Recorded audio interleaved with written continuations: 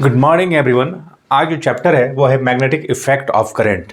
ठीक है, तो ये जो चैप्टर है इसको लोग शॉर्ट नोट्स पढ़ रहे हैं, कोशिश करेंगे कम समय में इसको ख़त्म कर सकें। तो सबसे पहला जो है टॉपिक स्टार्ट होता है अबाउट ऑर्स्टर्ड एक्सपेरिमेंट।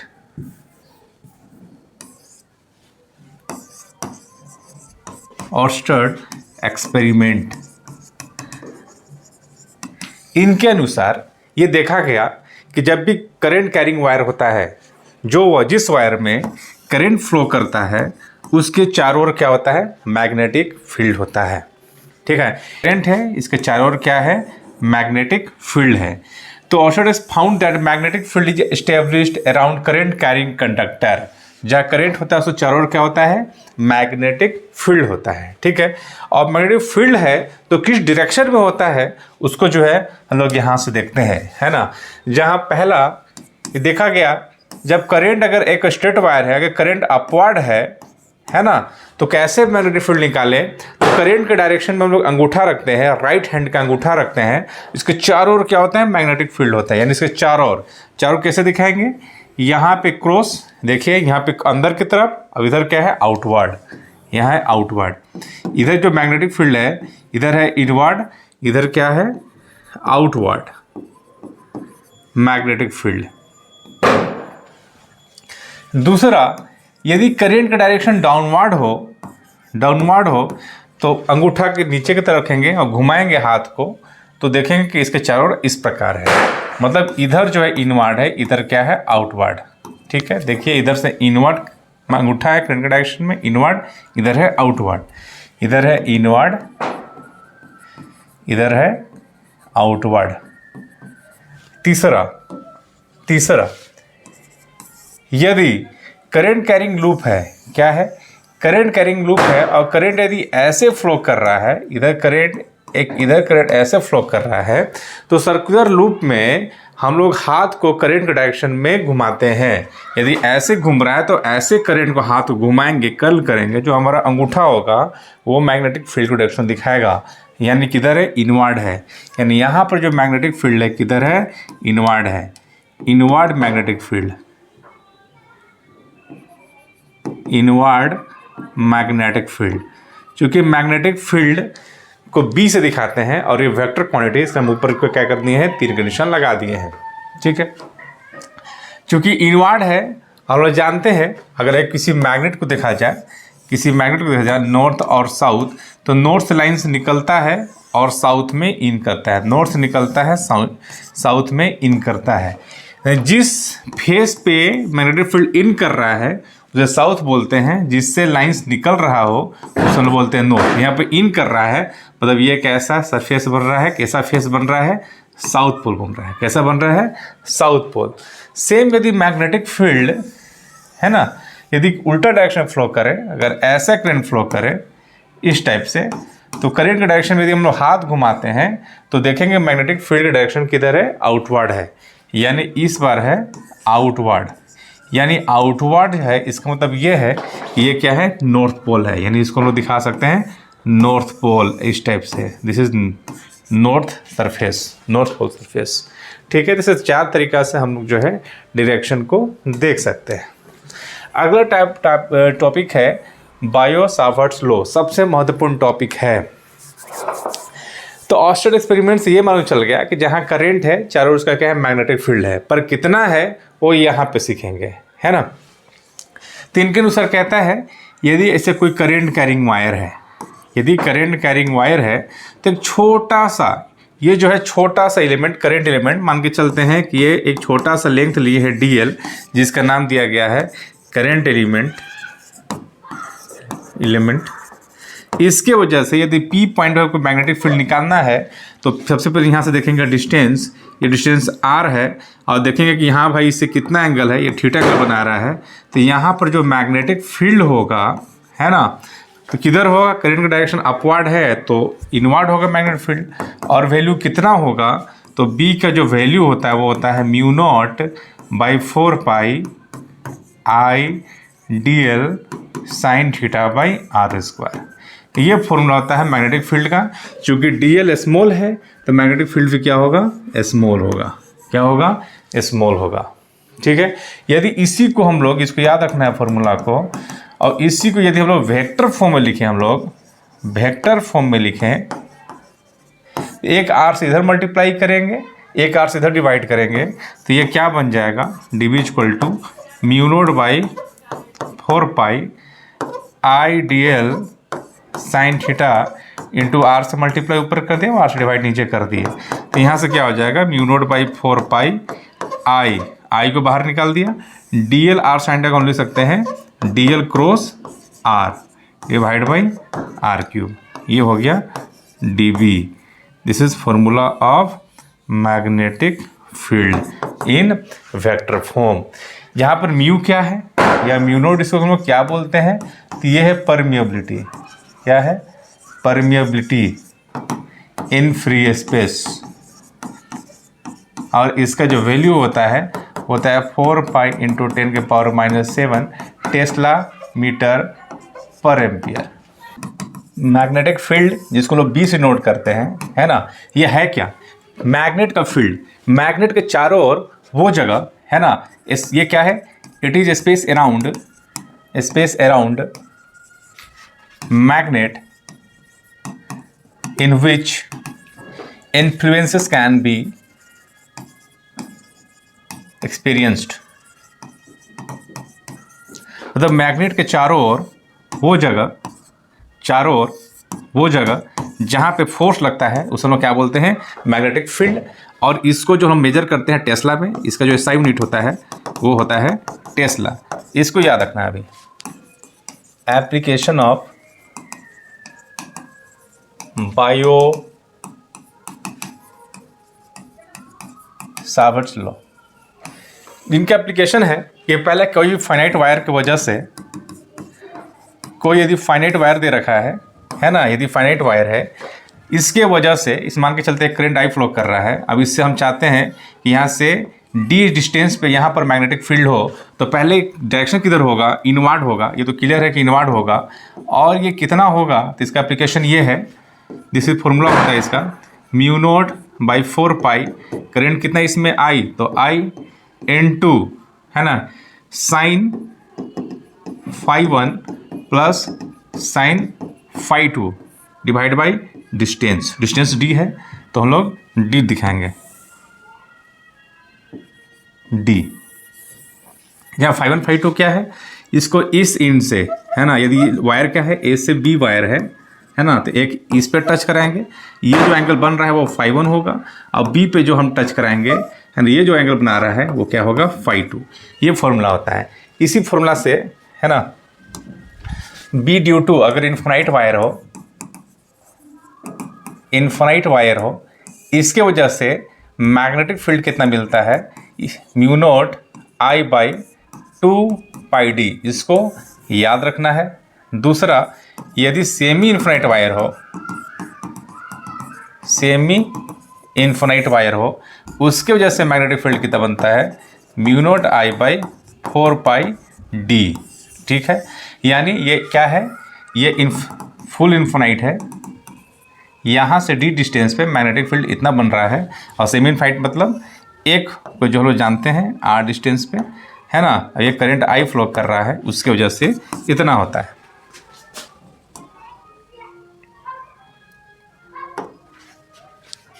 इसके बाद तीसरा पॉइंट ये है ना, ऑन द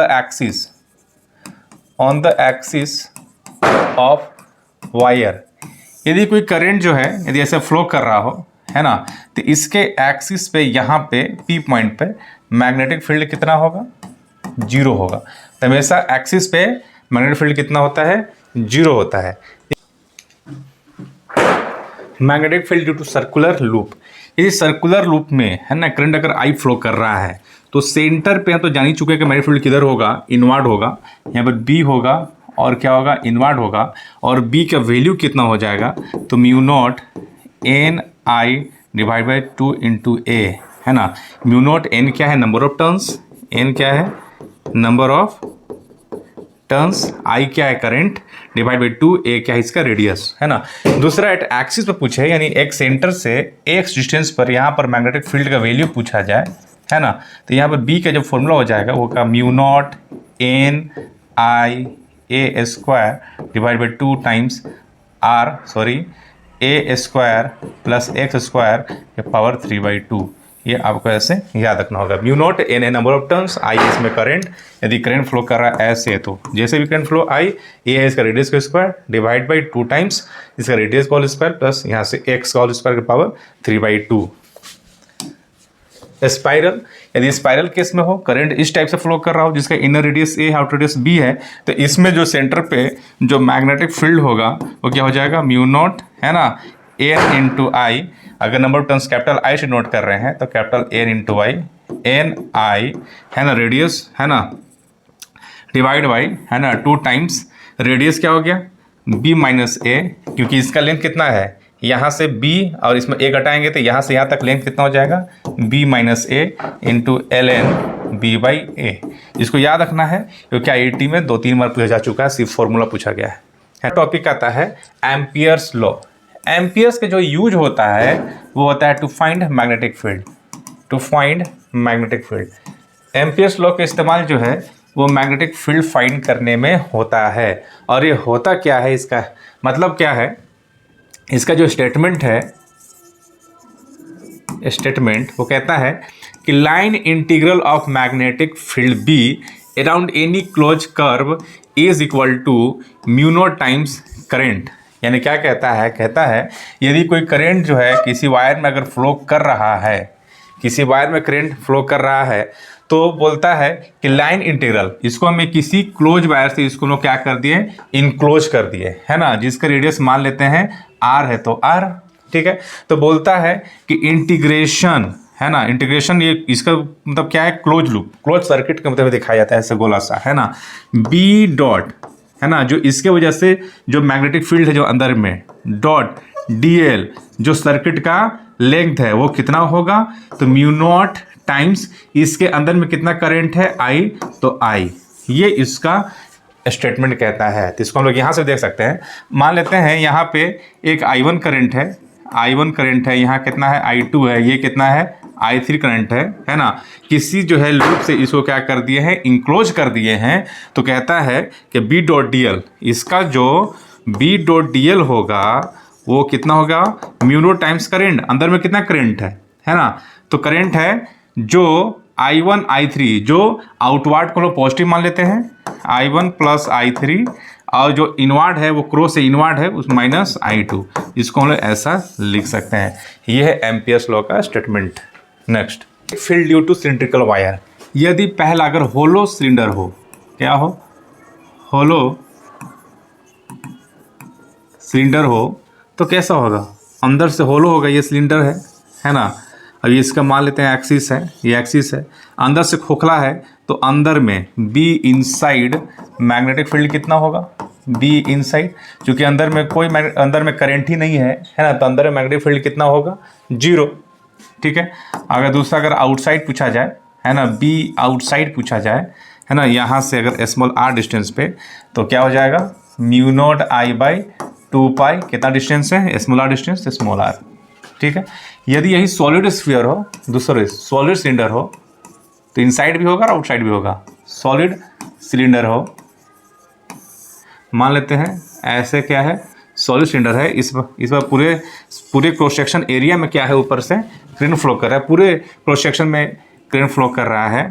तो ये इसका एक्सिस है ना, जिसका रेडियस मान लेते हैं कितना है, कैपिटल आर।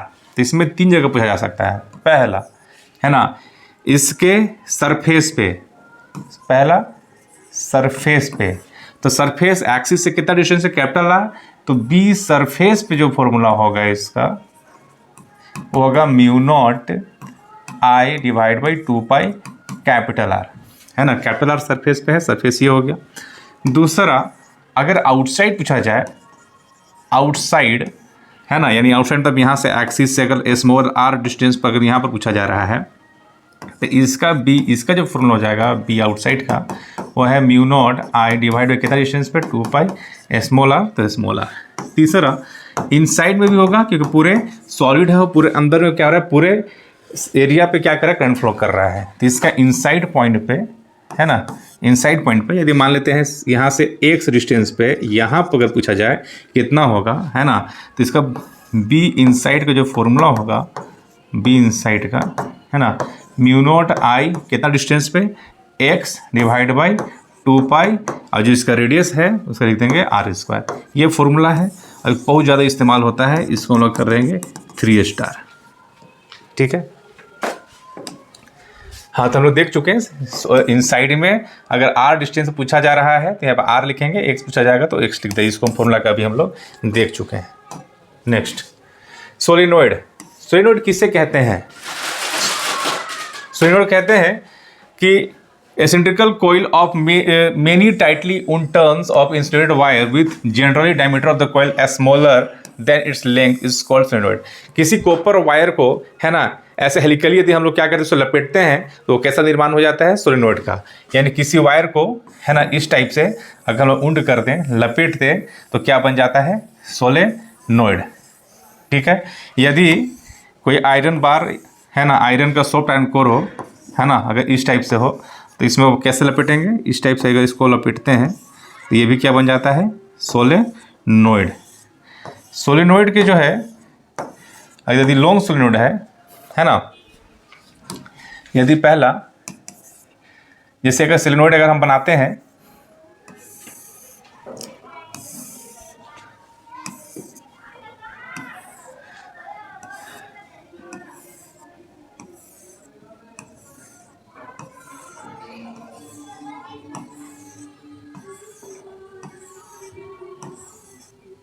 ऐसे जो है करंट फ्लो कर रहा है, यदि करंट ऐसे जा रहा है वैसे आ रहा है, यानी करंट अगर देखा जाए तो ऐसे आ रहा है, वायर इस टाइप से करंट फ्लो कर रहा है, तो इसका जो मैग्नेटिक फील्ड होगा इसके अंदर में, इसके अंदर से होगा इस टाइप से, अंदर से जाएगा इस टाइप से। आउटसाइड इधर मैग्नेटिक फील्ड नहीं होगा, इधर मैग्नेटिक फील्ड, इधर मैग्नेटिक फील्ड नहीं होगा, जो भी होगा अंदर में होगा। इसको पहले फिगर दे सकते हैं, जहाँ सोलिनॉइड है, ये फिगर को देखिए, दिख रहा है कि अंदर से क्या है, मैग्नेटिक फील्ड निकल रहा है, उसके चारों ओर इस टाइप से जा रहा है, इस टाइप से जा रहा है।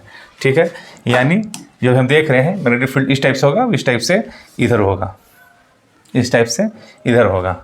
ठीक है, तो इसका जो यदि लॉन्ग सोलिनॉइड हो, यदि लॉन्ग सोलिनॉइड हो, यदि लॉन्ग सोलिनॉइड हो, तो मैग्नेटिक फील्ड जो होगा, है ना, अंदर में कितना होता है, म्यू नॉट एन आई। ठीक है, जहाँ एन क्या है, number of turns per unit length, turns per unit length, यानी एक यूनिट लेंथ में कितना नंबर ऑफ टर्न्स है ना, वो है स्मॉल एन। ठीक है,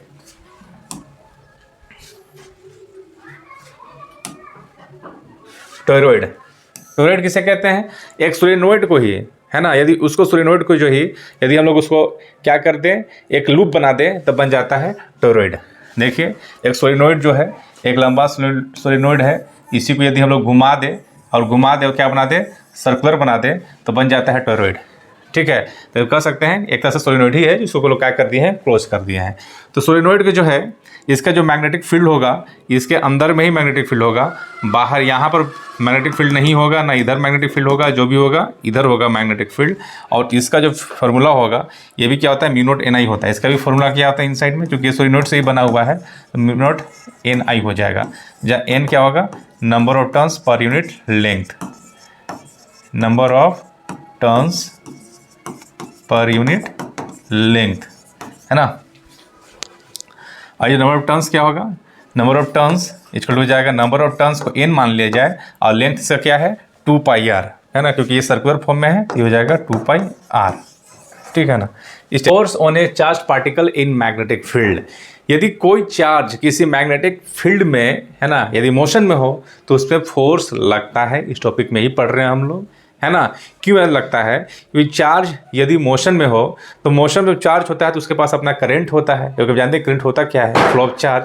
चार्ज मोशन में है तो उसके पास अपना करंट है तो उसका अपना मैग्नेटिक फील्ड है। यदि उसके पास मैग्नेटिक फील्ड है तो किसी दूसरे मैग्नेटिक फील्ड में रखेंगे तो फोर्स लगेगा। इसीलिए बोल रखा है यदि चार्ज, है ना, क्यों चार्ज है, किसी वेलोसिटी v से मूव कर रहा है किसी मैग्नेटिक फील्ड में तो उसमें फोर्स लगता है। अब फोर्स कितना लगता है, तो फोर्स का फॉर्मूला होता है QVB sin थीटा, है ना। यदि कोई मैग्नेटिक फील्ड हो, इस टाइप से मैग्नेटिक फील्ड हो, है ना, ऐसे मैग्नेटिक फील्ड हो कोई चार्ज है Q किसी भी वेलोसिटी से मूव कर रहा है ना, और यहाँ मैग्नेटिक फील्ड से कितना एंगल बना रहा है, इतना थीटा एंगल बना रहा है, तो इस पर फोर्स लगता है। वो फोर्स कितना होता है, इसका चार्ज, इसका वेलोसिटी, मैग्नेटिक फील्ड और एंगल साइन थीटा। ठीक है, यदि इसको वेक्टर फॉर्म में लिखेंगे तो ये हो जाएगा Q V क्रॉस B। ये होता है फोर्स का फॉर्मूला।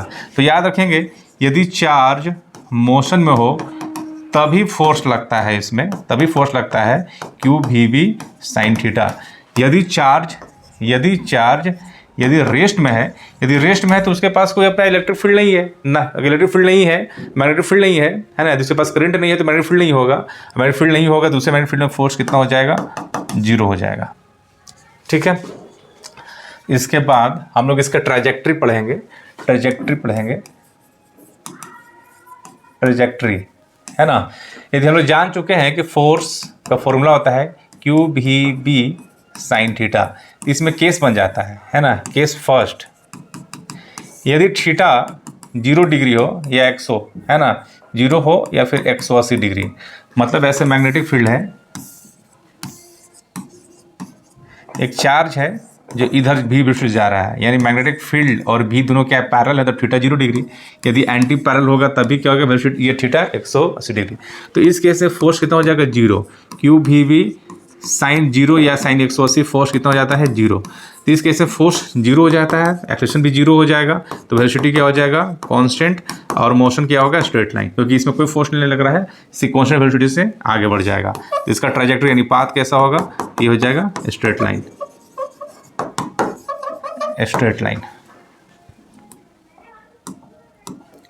दूसरा केस 2, यदि थीटा 90 डिग्री हो तो फोर्स कितना हो जाएगा, Q V B sine 90 degree. Sine 90 maximum 1 होता है ना, यानी ये फोर्स कैसा है, मैक्सिमम है, यानी Q V B है ना। अब इसमें जो ट्रैजेक्टरी पाथ कैसा बनता है ना, सर्कुलर बनता है। कैसा बनता है, सर्कुलर। यदि सर्कुलर बनता है तो क्यों सर्कुलर बनता है वो भी देख लिया जाए थोड़ा सा। अगर मान लेते हैं ऐसे मैग्नेटिक फील्ड है, ऐसे मैग्नेटिक फील्ड मतलब ये इनवर्ड डायरेक्शन में है, किधर है, इनवर्ड डायरेक्शन में है, और कोई चार्ज जो है अगर इस टाइप से जा रहा है, वेलोसिटी है, तो फोर्स होता है Q V cross B। In direction of force हमको देखा जाए तो हम लोग वेक्टर फॉर्म से निकाल सकते हैं। V क्रॉस B का मतलब होता है कि V की तरफ हाथ रखिए और B की तरफ घुमाइए, तो जो अंगूठा का साइन होगा वो फोर्स दे रहा है। जैसे V की तरफ हाथ रखें और B इनवर्ड है तो हाथ अंदर की तरफ घुमाएंगे तो अंगूठा क्या देगा, डायरेक्शन ऑफ फोर्स। तो इससे फोर्स इधर लग रहा है अपवर्ड, तो जब भी है ना, फोर्स लग रहा है अपवर्ड, तो जब भी फोर्स परपेंडिकुलर टू वेलोसिटी अगर होता है तो पाथ कैसा हो जाता है, अगर ऐसा हो जाता है सर्कुलर, पाथ कैसा हो जाता है, सर्कुलर। यानी इसका मतलब यह है, ये सर्कुलर मोशन करेगा। यदि सर्कुलर मोशन करेगा तो इसका खुद का एक रेडियस बन जाएगा, और रेडियस का जो फॉर्मूला हो जाएगा वो हो जाता है mv/qb। ये होता है रेडियस का फॉर्मूला, इसको याद रखना है। mv क्या है, mv एक मोमेंट, ये मोमेंटम है, तो q/b भी लिख सकते हैं, और इसको हम लोग लिख सकते हैं 2m into kinetic energy divide by QB। इसको इतना भी लिख सकते हैं। क्यों लिख सकते हैं, क्योंकि लीनियर मोमेंटम इक्वल टू क्या होता है, √2m into kinetic energy. P क्या है, लीनियर मोमेंटम है, मेन फॉर्मूला है, इसको याद रखना है। सर्कुलर पाथ है तो रेडियस होगा, रेडियस है तो इसका एक टाइम पीरियड भी होगा। और यदि इसका हम लोग टाइम पीरियड लिखा जाए, है ना, टाइम पीरियड लिखा जाए तो टाइम पीरियड का फॉर्मूला हो जाएगा 2πm/qb। ये फॉर्मूला याद रखेंगे। और टाइम पीरियड है तो फ्रीक्वेंसी हो जाएगा, फ्रीक्वेंसी चूंकि टाइम पीरियड को उल्टा होता है तो इसको हम लोग उल्टा लिखते हैं qb/2πm। इस फॉर्मूला को याद रखना है। तीसरा जो केस होता है, यदि केस थर्ड में है ना, थीटा नॉट इक्वल टू 0, 180 या 90, यानी थीटा जो है तीनों एंगल के यदि कोई अलावा लेते हैं, है ना, कोई एंगल के अलावा कोई थीटा लेते हैं, तो उस केस में ऐसे मान लेते हैं ऐसे मैग्नेटिक फील्ड है, यदि कोई एक चार्ज है जो इधर भी वेलोसिटी से मूव कर रहा है और मैग्नेटिक फील्ड से एंगल कितना बना रहा है, थीटा एंगल बना रहा है, तो भी का दो कंपोनेंट है, एक भी cos थीटा और दूसरा क्या है, भी साइन थीटा। तो यहाँ दो कंपोनेंट भी साइन थीटा क्या देगा, मैग्नेटिक फील्ड क्या है, परपेंडिकुलर है तो इससे सर्कुलर पाथ बनेगा, और भी कोस थीटा क्या है, बी के पैरेलल है तो वो स्ट्रेट लाइन जाएगा, यानी ये सर्कुलर मोशन करते हुए आगे जाएगा, है ना। यानी इसका मतलब ये है कि इसका पाथ कैसा हो जाएगा, helical path. Helical path, helical path किसे कहते हैं, this is combination of linear motion plus circular motion, है ना। यानी इसके कंपोनेंट की वजह से क्या मिल रहा है, सर्कुलर मोशन, और इस कंपोनेंट की वजह से क्या मिल रहा है, लीनियर मोशन। यानी लीनियर यानी आगे जा रहा है, ये मतलब क्या है, ये सर्कुलर मोशन, यानी सर्कुलर मोशन भी कर रहा है और आगे भी बढ़ रहा है, क्या बन जाएगा, हेलिकल पाथ। हेलिकल पाथ है तो इसका जो है, इसका भी कुछ रेडियस होगा, इसका रेडियस क्या होगा, एम भी बाई क्यू भी होता है पूर्ण रेडियस का। चूंकि यहाँ circular motion B sine theta की वजह से हो रहा है, तो यहाँ लिखेंगे बी साइन थीटा, ये रहा फॉर्मूला। टाइम पीरियड और फ्रीक्वेंसी में कोई फर्क नहीं पड़ना है, क्योंकि ये वेलोसिटी पे डिपेंड नहीं करता है, तो ये उतना ही फॉर्मूला हो जाएगा जो पहले था, ठीक है, इसमें कोई चेंज नहीं होगा, है ना। हाँ, एक पिच आता है, एक पिच हम लोग पढ़ते हैं कि भाई पिच किसे कहते हैं, तो पिच होता है कि वन टाइम पीरियड में यहाँ से यहाँ तक ऑब्जेक्ट ए से बी तक पहुँच गया, एक टाइम पीरियड में ऑब्जेक्ट कितना जो है ना हॉरिजॉन्टल डिस्टेंस कवर किया, है ना, horizontal distance covered by charge particle in one time period. One time period, एक टाइम पीरियड में यहाँ से है, एक सर्कुलर मोशन में यहाँ से यहाँ पहुँच गया, तो एक टाइम पीरियड में जो डिस्टेंस कवर किया हॉरिजॉन्टल डिस्टेंस, तो क्या बोलते हैं, पिच। और पिच इज इक्वल टू, इसका फॉर्मूला हो जाएगा, है ना, पिच इसकी वजह से आएगा, आगे बढ़ रहा है इसकी वजह से, तो ये जाएगा वेलोसिटी इंटू टाइम पीरियड, यानी वेलोसिटी कितना है, भी कोस थीटा इंटू इसका टाइम पीरियड टी, यानी भी cos theta into time period क्या है इसका, 2πm/cube, इसको याद रखना है। लॉरेंट फोर्स, लॉरेंट फोर्स करता है कि एक ऐसा जगह जहाँ पर मैग्नेटिक फील्ड और इलेक्ट्रिक फील्ड दोनों उपस्थित है, तो वहाँ नेट फोर्स क्या हो जाता है, नेट फोर्स हो जाता है ना, force due to magnetic, force due to electrostatics. यानी एक ऐसा जगह जहाँ पर मैग्नेटिक फील्ड भी है, इलेक्ट्रिक फील्ड है, दोनों को जैसा फोर्स आएगा, दोनों को समेशन ही क्या कहलाएगा, लॉरेंट फोर्स। ये फोर्स क्या कहलाएगा, लॉरेंट फोर्स। और क्योंकि मैग्नेटिक फोर्स हम लोग जानते हैं क्या होता है, क्यू भी क्रॉस बी, और इलेक्ट्रोस्टैटिक फोर्स क्या होता है, क्यू इंटू इलेक्ट्रिक फील्ड। यहाँ से चार्ज बाहर निकालेंगे तो हो जाएगा क्यू भी cross B plus electric field, ठीक है। Next, force on current carrying wire. यदि कोई वायर है, ऐसे कोई वायर है ना, और किसी मैग्नेटिक फील्ड में यदि हम लोग इसको किसी करंट कैरिंग वायर को यदि हम रखे हैं, तो इस पे जो है फोर्स लगता है, और फोर्स का जो फॉर्मूला होता है वो होता है ILB साइन थीटा। यदि इसको वेक्टर फॉर्म में लिखा जाए तो जाएगा L क्रॉस B, ठीक है ना, ये फॉर्मूला होता है ना, force on current carrying wire in magnetic field. तो कैसे फोर्स डायरेक्शन निकालेंगे, तो L क्रॉस B, L की तरफ हाथ रखेंगे, B की तरफ घुमाएंगे, है ना, L की तरफ हाथ रखेंगे, B की तरफ घुमाएंगे, तो फोर्स डायरेक्शन किधर होगा, इधर होगा, डायरेक्शन ऑफ फोर्स ऐसे निकालेंगे। फोर्स बिटवीन, अगला टॉपिक है force between two parallel current carrying conductor, है ना। मान लेते हैं, है ना, दो पैरेलल करंट है, दो पैरेलल करंट है, इसमें करंट I1 है, इसमें करंट I2 है, दोनों के बीच का सेपरेशन मान लेते हैं D है। तो इसमें पूछा जाता है ना, फोर्स पर यूनिट लेंथ, इसमें फोर्स पर यूनिट लेंथ कितना होगा, यानी फोर्स पर स्मॉल एफ दिखाएंगे, ये होता है म्यू नॉट, दोनों का करंट का this multiplication divide by 2πd, ठीक है। क्योंकि अब दोनों के सेम डायरेक्शन में करंट है, तो यहाँ लगता है फोर्स ऑफ अट्रैक्शन, यहाँ दोनों वायर क्या करता है, दूसरे को अट्रैक्ट करता है। अब फोर्स पर यूनिट लेंथ का फॉर्मूला कहता है mu naught I1 I2 divide by 2πd, ठीक है ना, ये फॉर्मूला होता है। इससे डायरेक्शन ऑफ करंट यदि देखा जाए, डायरेक्शन ऑफ फोर्स अगर देखा जाए, तो पहला, यदि करंट सेम डायरेक्शन में हो और डिस्टेंस d डिस्टेंस पे हो, तो यहाँ पर क्या होता है, अट्रैक्टिव होता है, अट्रैक्टिव फोर्स लगता है I1 I2।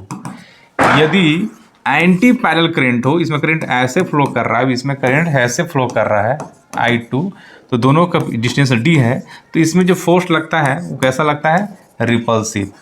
कैसा लगता है, रिपल्सिव फोर्स लगता है। Torque on current carrying loop in magnetic field, मान के चलते हैं कोई मैग्नेटिक कोई लूप है ना, ऐसे कोई लूप है, करंट कैरिंग लूप है ना, इसमें करंट आई फ्लो कर रहा है इस लूप में, और मान लेते हैं कैसे मैग्नेटिक फील्ड है, मैग्नेटिक फील्ड है। तो अगर मैग्नेटिक फील्ड है तो देखा क्या है कि इस वायर में फोर्स जो है वो इनवर्ड लगता है, और इस वायर में फोर्स किधर लगता है, आउटवर्ड लगता है, जिसकी वजह से ये क्या करता है, ऐसे घूमने लगता है, यानी इसमें टॉर्क घूम रहा है, इसका मतलब क्या लग रहा है, इसके पास टॉर्क है।